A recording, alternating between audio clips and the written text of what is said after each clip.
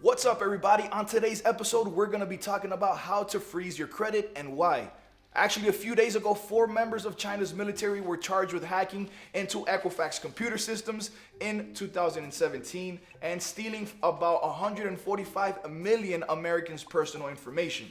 Now, if you're not familiar with a credit freeze, it basically prevents lenders from pulling your credit report, which is actually part of the credit card or loan approval process. Now, the benefit of a freeze is that it will prevent criminals from opening new bank accounts under your name.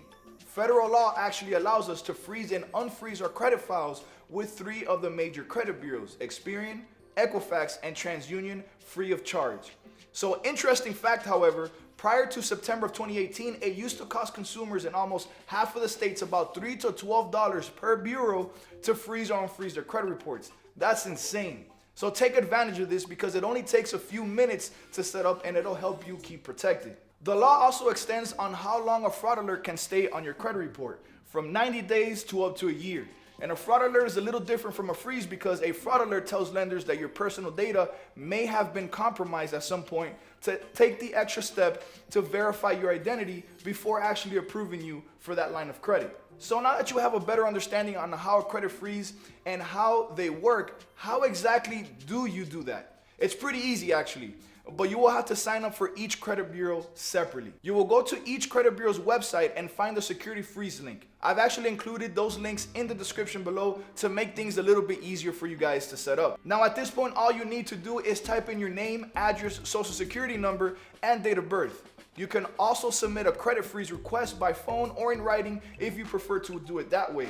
You may have to provide a previous address if you've lived at your current address for less than 2 years. Or you may need to answer a couple questions about your background, such as loans you've taken out or credit cards that you currently hold. But then again, this is just to confirm your identity. So with that being said, guys, this is even more of a reason on why you need to check your credit reports regularly and sign up for credit monitoring.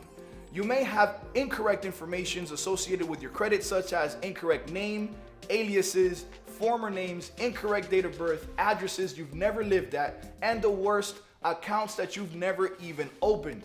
Your credit may be suffering because of your social is tied to information that isn't yours and that you don't even know.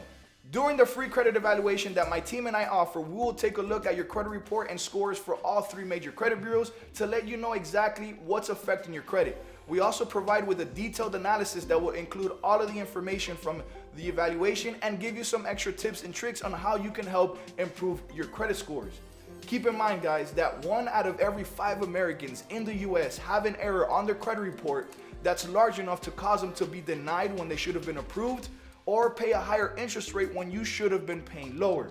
With that being said, guys, I hope you like the information on here.